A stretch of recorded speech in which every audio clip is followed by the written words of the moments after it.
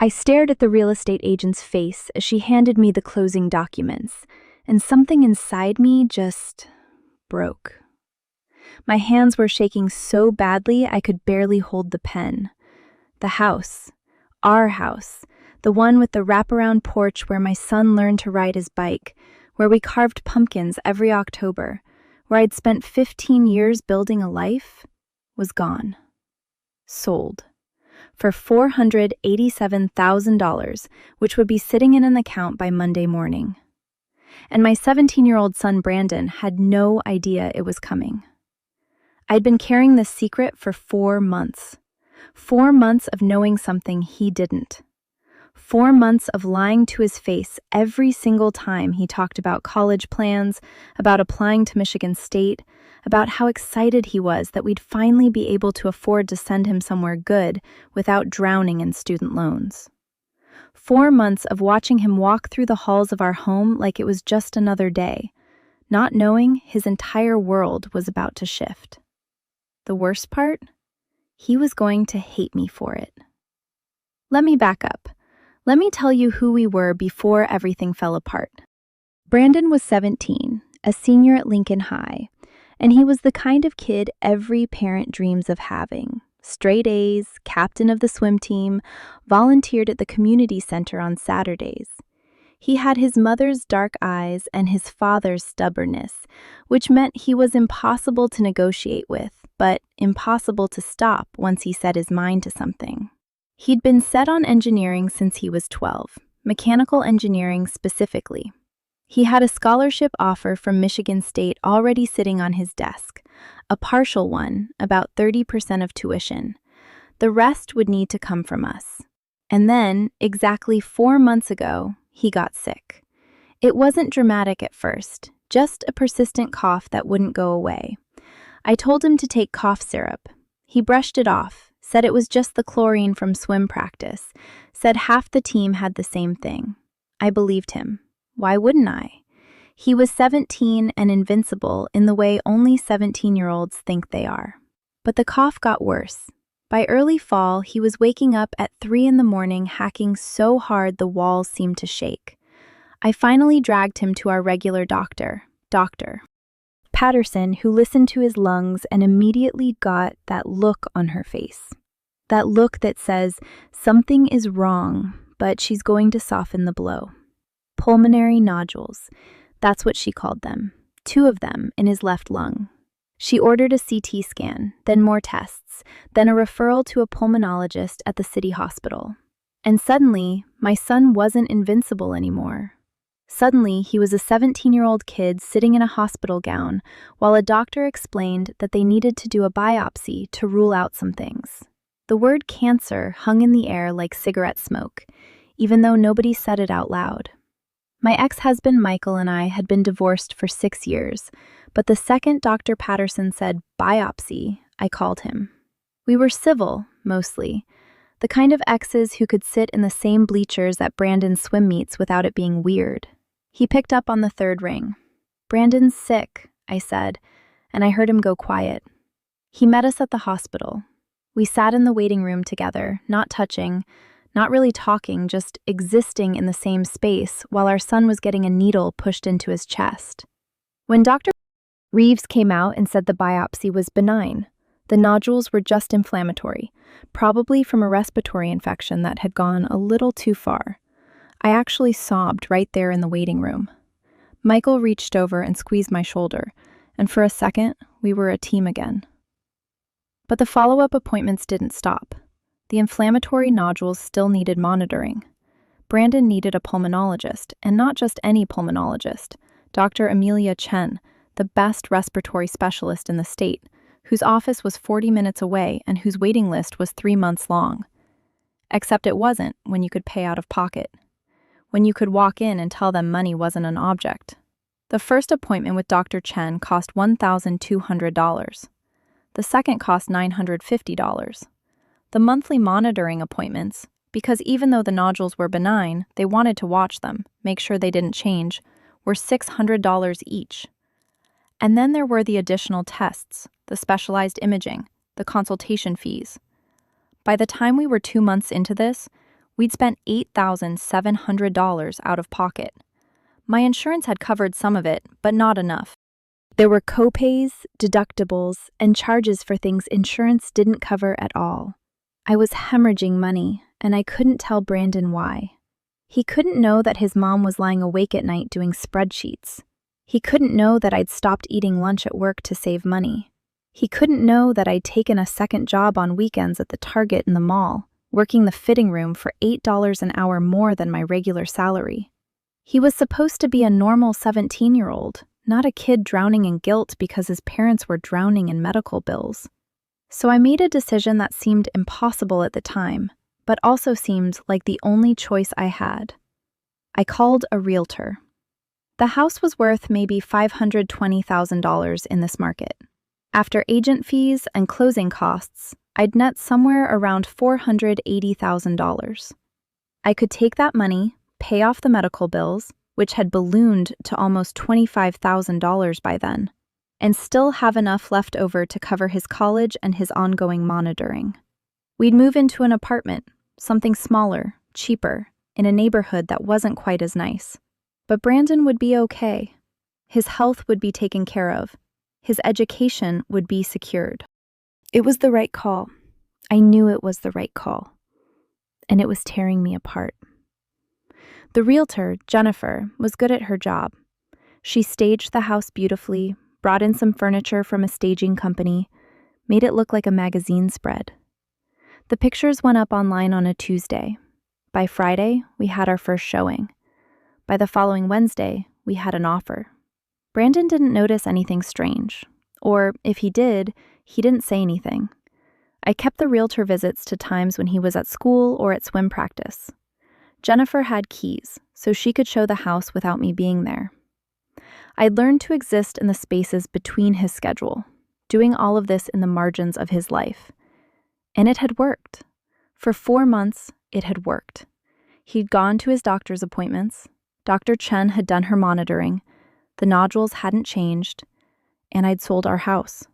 Now, sitting across from Jennifer at the title company, about to sign away the only piece of real estate I'd ever owned, I felt the weight of what I was about to do to my son crushing down on me like a physical thing. "You okay, Ashley?" Jennifer asked. She was looking at me the way people look at you when you're about to cry in public. I wasn't okay. I was about to go home and tell my son that the house where he'd grown up was no longer ours. "I'm fine," I lied and signed the papers. The pen felt heavy in my hand, like it weighed 1,000 pounds. My signature looked shaky, illegible almost, like someone had written it while having a panic attack, which, technically, I was. Jennifer didn't push. She'd probably seen plenty of people have emotional breakdowns during closings. This was just another Tuesday for her. By Monday morning, $487,200 would be in my checking account. After the agent commission, the title company fees, the property tax adjustments, and all the other invisible costs of selling a house, I'd net approximately $421,000.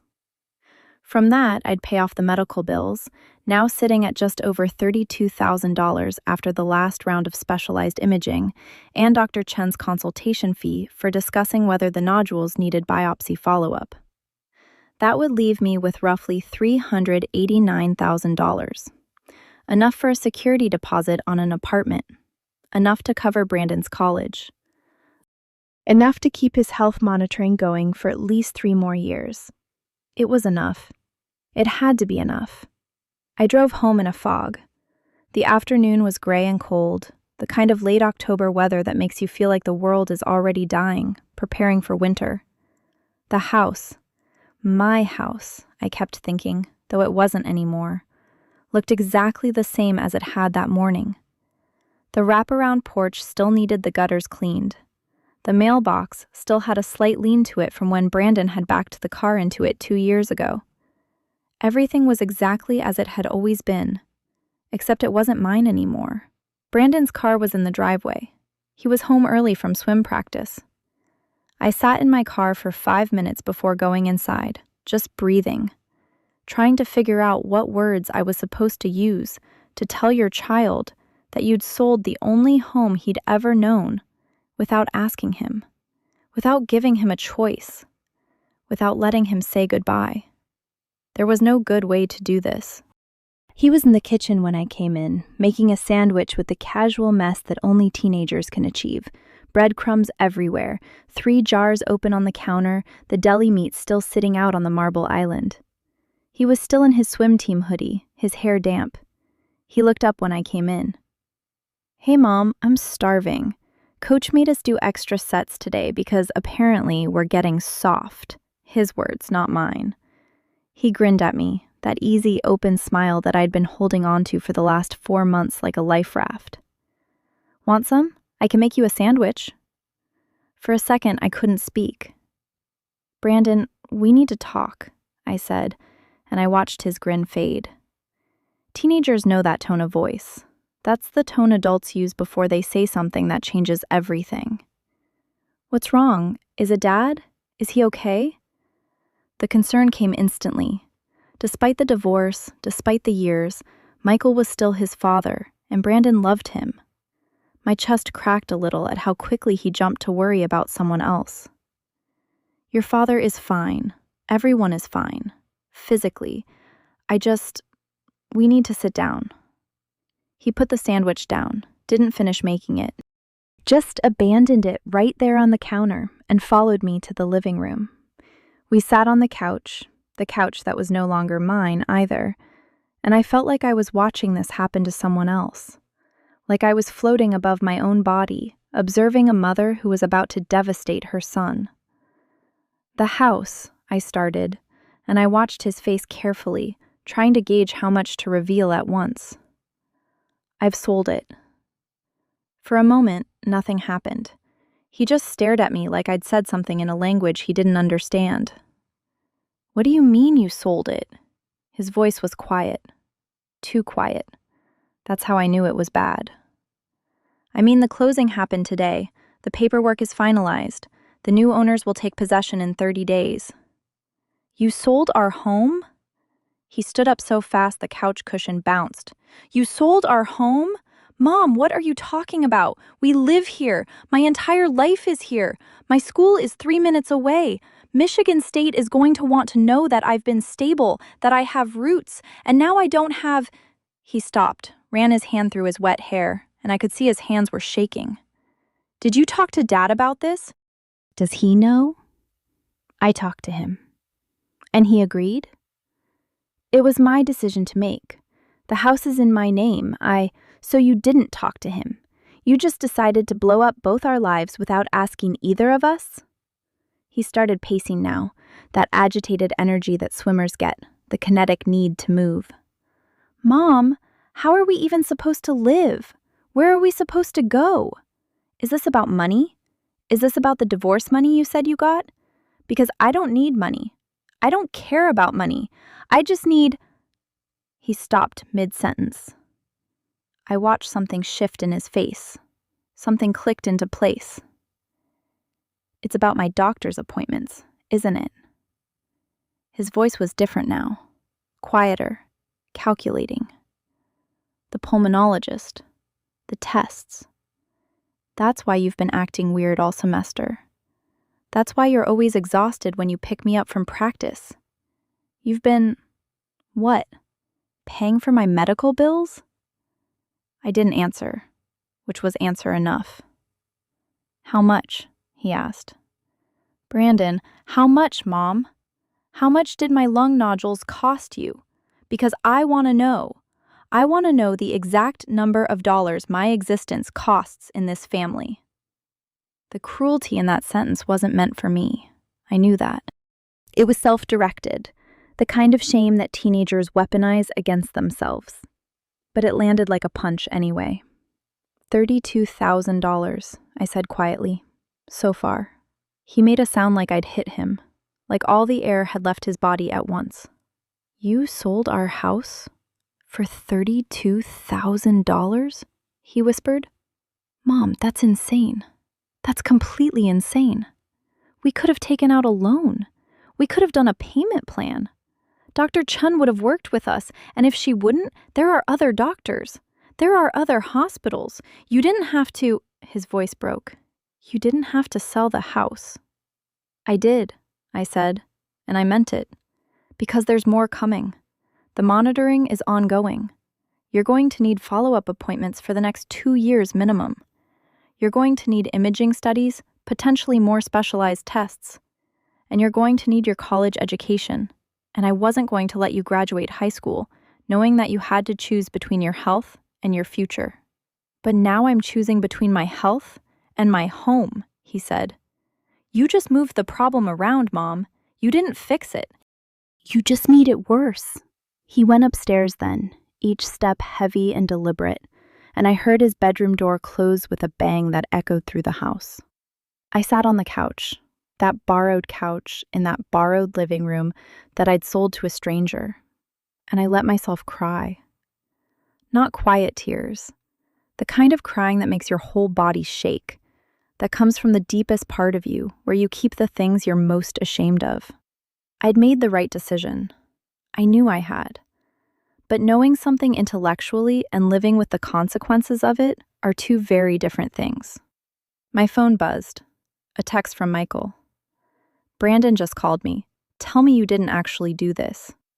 I didn't respond. What could I say?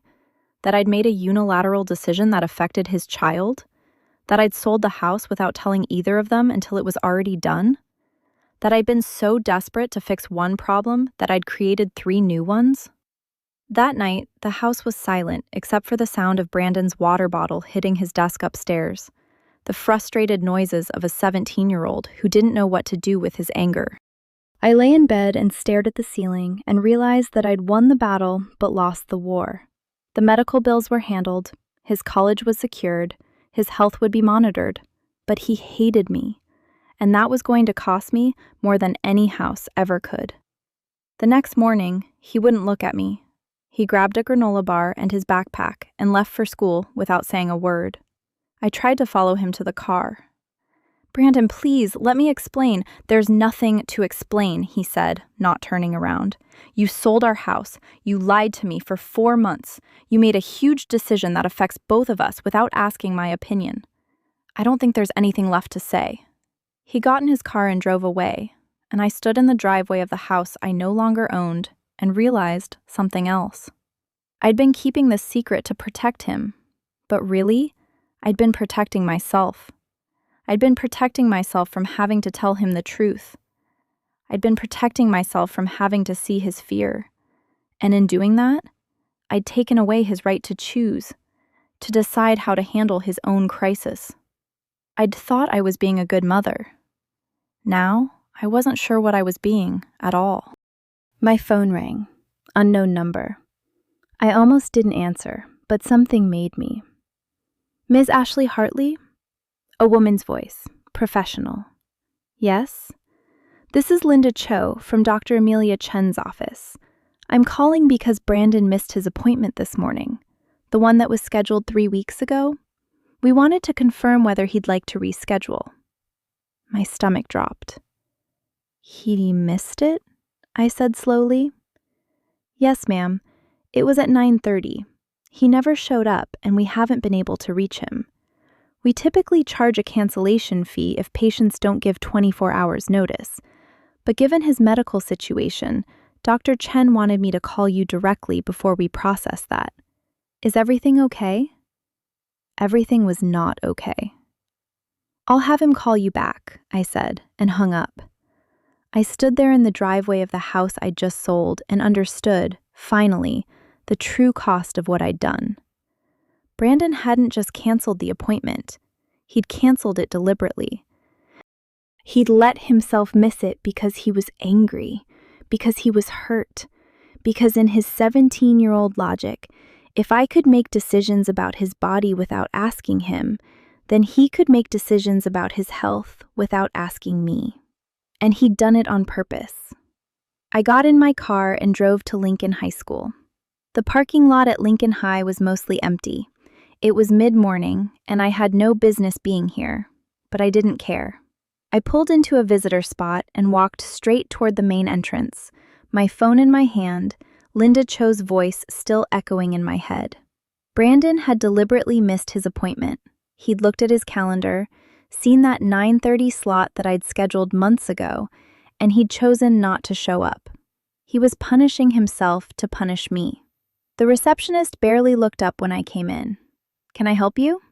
"I need to see Brandon Hartley. He's a senior. It's urgent." She picked up the phone without questioning me. I guess I looked urgent enough.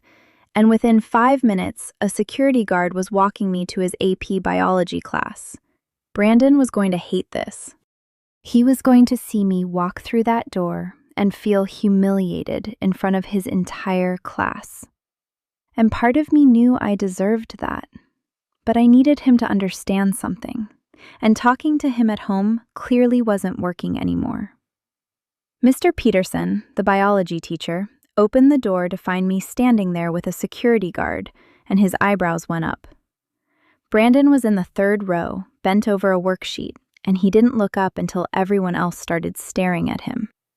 When he saw me, his face went pale. "Brandon, can you come with me for a moment?" I said, keeping my voice steady. "Is everything okay?" Mr. Peterson asked, concern flickering across his face. "Family matter," I said, and that was enough.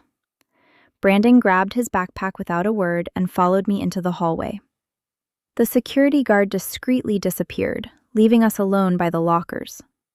"What are you doing here?" Brandon hissed, his voice low and furious. "You just embarrassed me in front of my entire class." "You missed your appointment with Dr. Chen this morning," I said. "Her office called. You deliberately didn't show up." "So what?" He turned away from me, jaw clenched. "If you can make decisions about my body without asking me, I can too."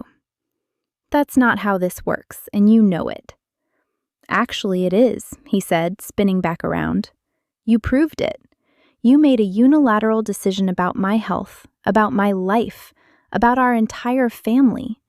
You sold the house. You lied for 4 months. You made me think everything was normal when you were planning to blow my world apart. So yeah, Mom, I get to make decisions about my own medical care now. I get to decide whether I show up to appointments or not." The words stung because they were true. All of it was true. I'd given him every right to be angry at me. And now he was using that anger to hurt himself, and I couldn't stop him. "Your nodules could get worse," I said quietly. "If we don't monitor them, if something changes and we miss it, then that's on me," he said. "That's my choice to make. You don't get to make it for me anymore." He started walking back toward the classroom, and I grabbed his arm. "Brandon, wait, please. Sit down with me for 5 minutes. Just 5 minutes." Something in my voice must have reached him, because he stopped. He didn't sit, but he stopped. I pulled him toward the empty library just off the main hallway. It was empty during second period, and we sat at one of the study tables in the back. For a long moment, neither of us spoke. "I'm sorry," I finally said. "I'm sorry that I made that decision without you. I'm sorry that I lied. I'm sorry that I sold the house without giving you a choice. You deserved better than that. You deserved to be part of the conversation." "Then why didn't you tell me?" His voice cracked on the words. "Why did you lie to my face every single day? Do you know how that feels? To find out that the person you trust most has been lying to you for 4 months? It's like you didn't trust me to handle the truth." "I didn't," I admitted. "Not because I thought you were weak, because I thought it was my job to protect you from it, and I was wrong. You're 17. You're old enough to understand complicated things. You're old enough to be part of decisions that affect you. I treated you like a child when you're not a child anymore, and I'm sorry." He was quiet for a long time. "The house," he said finally. "Did you really have to sell it?" "I don't know," I said honestly. "Maybe not. There were probably other options. Payment plans, loans, bankruptcy protection if it came to that. I was scared, and I was drowning, and I panicked. I saw a way out and I took it without thinking about what it would cost you. It cost me my home, he said flatly. I know. And my trust. I know that too. He put his head down on the table, and I reached over and put my hand on his back, and he didn't pull away. I was scared, he whispered. When the doctor said nodules, I was so scared, Mom. And you were handling it, and I was grateful for that. But I was also terrified that you were handling it alone. I wanted to know what was happening. I wanted to help somehow. And instead you just shut me out. You made decisions about my body and my future, and you didn't let me be part of it. I see that now, I said. And I'm sorry. I'm going to do better. You need to mean that, he said, lifting his head. Because I can't do this if you're going to keep lying to me. I mean it, I said. I promise. He looked at me for a long moment, and I could see the anger in his eyes starting to soften into something else. Hurt, disappointment, the kind of thing that takes a lot longer to heal than anger does. I want to go back to the appointment schedule, he said, but I want to talk to Dr. Chen about it first. I want to understand what the nodules mean, what the monitoring is actually for. I want to know what the worst-case scenario is and what happens if I decide not to do the appointments. I want to make an informed choice. Okay, I said. And I want you to tell Dad about the house. Today, not tomorrow, today. He deserves to know the full story, and he deserves to hear it from you. I will. And I want to see the apartment situation before we move. I want to be part of choosing where we live. Done. He nodded slowly, and then he stood up. I need to get back to class. Mr. Peterson is going to think something terrible happened. Brandon, I said before he left, I love you. I know you're angry at me. But I need you to know that every decision I made was because I love you, and I was trying to protect you. That doesn't make it okay, but I need you to know why. He was quiet for a moment. Then he said, I know, Mom. I've always known that. And that, somehow, was harder to hear than his anger had been. He went back to class. I sat alone in the library for a while, feeling the weight of what I'd done and what I still had to do. I pulled out my phone and called Michael. He picked up on the second ring. Is Brandon okay? He's fine, but I need to see you, tonight. There are things you need to know, and I need to tell you all of them. We met at a coffee shop near his office, somewhere neutral, somewhere public. Michael came in looking worried, and I realized that no matter how much time had passed since our divorce, no matter how much we'd both moved on, when Brandon was involved, we were still a unit in some fundamental way. I told him everything. The medical bills, the house sale, the 4 months of secrecy, the appointment Brandon had deliberately missed, all of it. Michael listened without interrupting. When I finished, he sat back in his chair and rubbed his face. You sold the house, he said finally. Yes. Without telling me until after it was done? Yes. Ashley, I would have helped. We could have figured something out together. We could have... I know, I said. I know that now. I was panicking and I wasn't thinking clearly, and I made a unilateral decision that affected both of you. I'm sorry. He was quiet for a long time. Then he said, Is he okay? Brandon? Is he really okay? The nodules are stable. Dr. Chen says they're probably going to remain benign, but he needs to keep getting monitored for at least another year, maybe 2. And the money situation? The house sale will cover everything. The medical bills, his college fund, ongoing appointments. We'll be fine financially. Michael nodded slowly. I'm not happy about the way you handled this, but I understand why you did it. He paused. I want to be involved going forward, with his appointments, with the decisions about his health. He's my son too. I know, and he should have you involved. I'm sorry I took that choice away from him.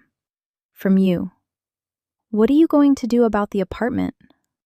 Let him choose. Let him be part of the decision. Michael nodded. That's good. That's the right call. We talked for another hour, hashing out logistics, the apartment search, how we'd handle Brandon's ongoing medical care, how we'd communicate going forward. It was the kind of conversation that felt like we were finally acting like the parents Brandon deserved, instead of like two people who were just reacting to crises. By the time I left the coffee shop, it was late afternoon. I drove to Dr. Chen's office and walked in without an appointment. The receptionist, Linda, recognized me immediately. Miss Hartley, is everything okay? I need to talk to Dr. Chen for 5 minutes. I know she's with patients, but it's important. Linda hesitated, but something in my face must have convinced her. She came back 10 minutes later and told me Dr. Chen could give me 5 minutes between patients. Dr. Amelia Chen was younger than I'd expected, maybe mid-50s, with sharp eyes and an air of competence that made you believe she knew exactly what she was doing. She gestured for me to sit. Brandon didn't come to his appointment this morning, I said without preamble. No, he didn't. I was concerned, but I thought I'd give him and his family a day before reaching out again. He missed it deliberately. He's angry with me for reasons that are complicated. But I want you to know that he's going to reschedule. We're going to reschedule together. And I want you to know that from now on, Brandon is going to be part of every decision about his care. I won't be making choices for him anymore. Dr. Chen studied me for a moment. That's good to hear. Brandon is old enough to be an active participant in his own health care. And honestly, that usually leads to better outcomes. Patients who understand their condition and feel like they have agency tend to stick with their treatment plans better. How bad could the nodules get? I asked. Realistically, worst case. They could grow, Dr. Chen said carefully. If they became symptomatic or started showing signs of malignancy, we'd need to do further biopsies or potentially surgical intervention. But the current imaging shows very stable, benign-looking nodules. The probability of them becoming problematic is quite low. So I didn't have to sell my house, I said quietly. I don't know your financial situation, Dr. Chen said gently. But if you're asking whether these nodules represent an emergency that requires immediate, drastic measures, no. They represent a situation that requires careful monitoring and proactive medical management. Those are two different things. I nodded. I'd needed to hear that, even if it made what I'd already done hurt more. Can I ask you something else?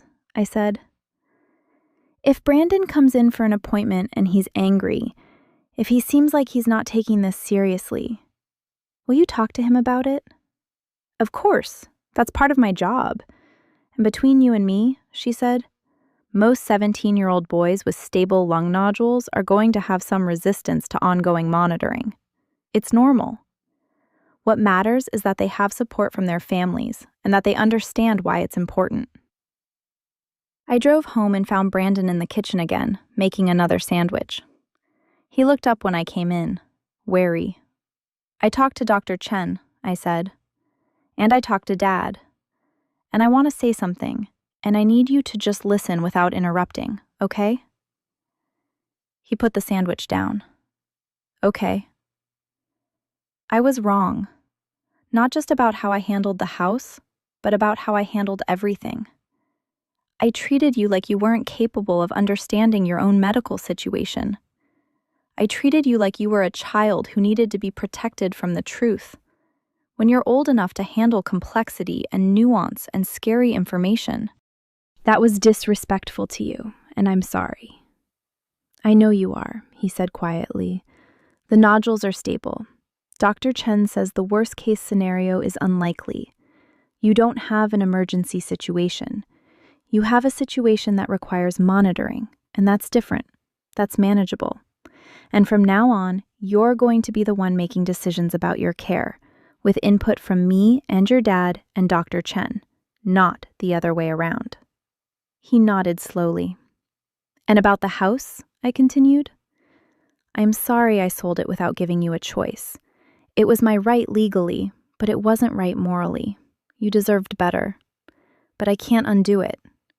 What I can do is make sure that wherever we live next, you're part of choosing it. And what I can do is be honest with you from now on.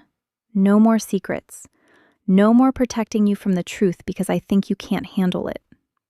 "Okay," he said. His voice was small. "Okay, Mom."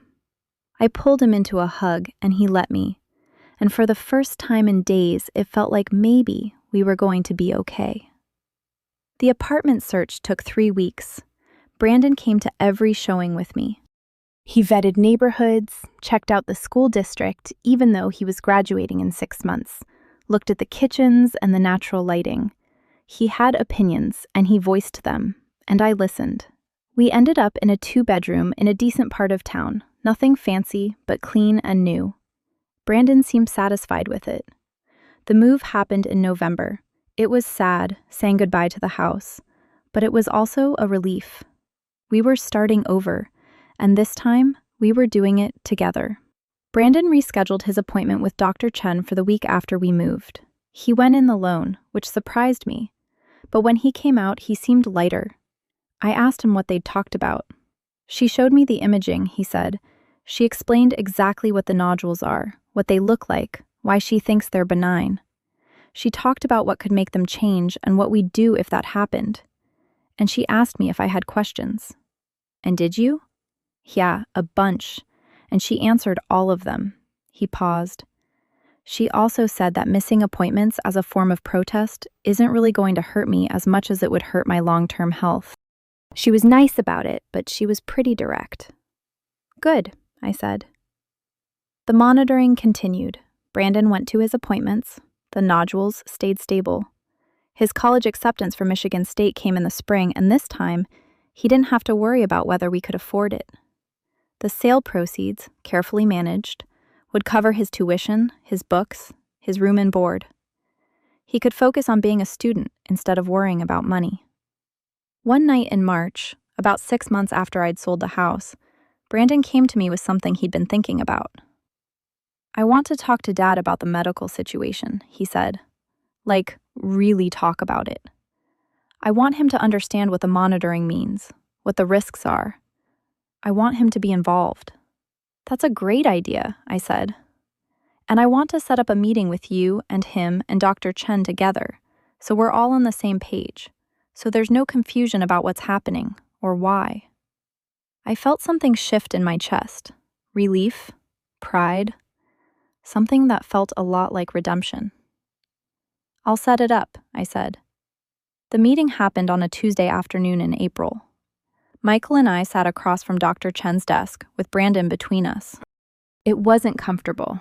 The physical reminder of our divorce was always going to be awkward, but it was right. Brandon asked questions. Michael asked questions. Dr. Chen answered patiently, pulling up imaging, explaining statistics, talking about long-term monitoring protocols. By the end, we all had the same understanding of Brandon's situation. It wasn't an emergency, it was manageable, and Brandon was the one driving his own care forward. After we left the office, Michael put his hand on Brandon's shoulder. "I'm proud of you, buddy, for taking charge of this, for asking questions." Brandon nodded. He looked at me, and there was something different in his expression. Not forgiveness exactly, that had come and gone in waves over the past 6 months.